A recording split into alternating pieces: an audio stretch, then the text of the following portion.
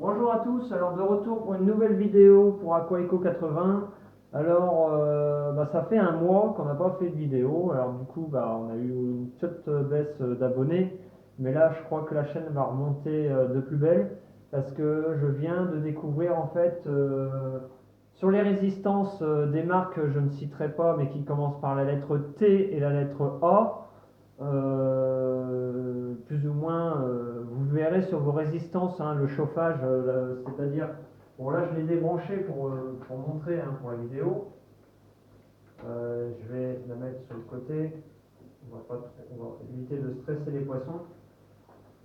Alors je vais faire un gros plan dessus. Alors voici la résistance, et alors ce que j'ai remarqué, et donc là pour l'instant c'est que des petits points, c'est la peinture qu'ils appliquent sur le verre des résistances. Au bout de 2 ans, d'utilisation, vers peut-être même bien avant, en fait cette partie-là se détériore et finit par se retrouver à se répandre dans l'aquarium.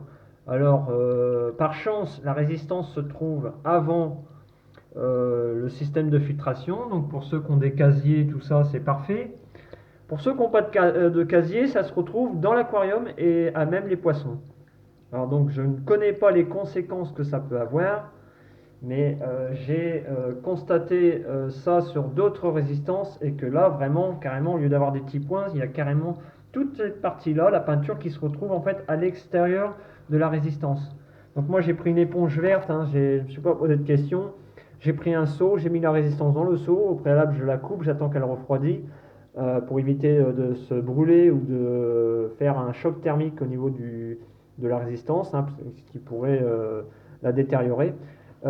Et j'ai nettoyé fortement avec un produit bien connu par son pouvoir nettoyant.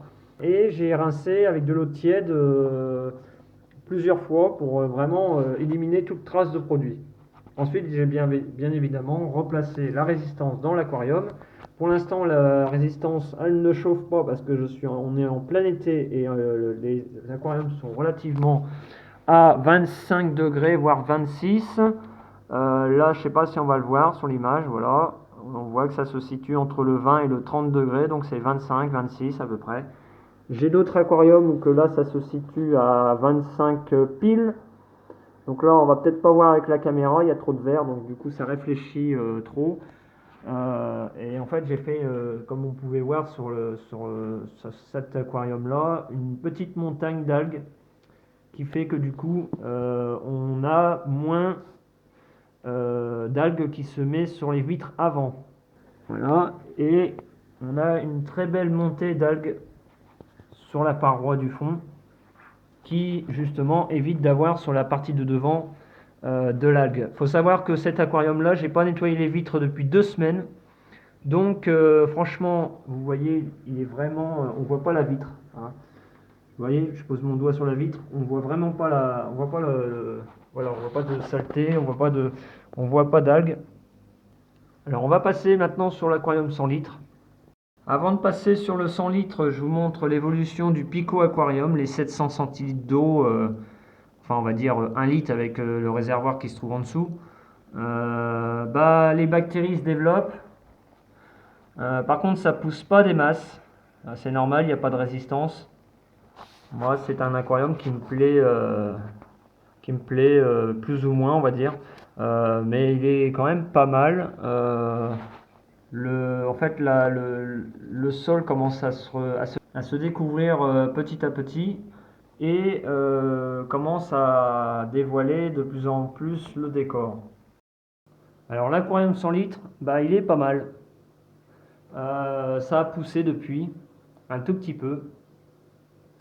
J'ai entretenu la vitre à l'avant, donc j'ai nettoyé quand même les algues parce que sur celui-là, les algues ne se font pas trop sur le fond parce que le système de rejet se trouve vers l'avant et non pas sur l'arrière. Là, on est à 25-26 degrés. Les résistances sont coupées. Alors, qu'est-ce que j'ai remarqué sur cet aquarium-là? La même chose que sur le 60 litres. La résistance avait un problème avec la peinture. Mais bon, je ne vais pas m'éterniser sur ce sujet, ne connaissant pas vraiment les conséquences que ça peut avoir. Mais bon, quand même, franchement, c'est un produit qui, pour moi, n'est pas totalement naturel. Donc du coup, voilà, je me dis, ça a forcément des conséquences. Maintenant, j'ai des bonnes reproductions au niveau des guppies, ça ne freine pas. Est-ce que les néons, ça les gêne? Je ne sais pas. J'ai une difficulté à faire descendre l'acidité dans cet aquarium-là. Voilà, maintenant, je vous dis à tous une bonne journée. N'hésitez pas à vous abonner et puis à poser un commentaire sur ce sujet parce que c'est un sujet que je me pose beaucoup de questions. Et je vous dis à tous à bientôt pour une nouvelle vidéo.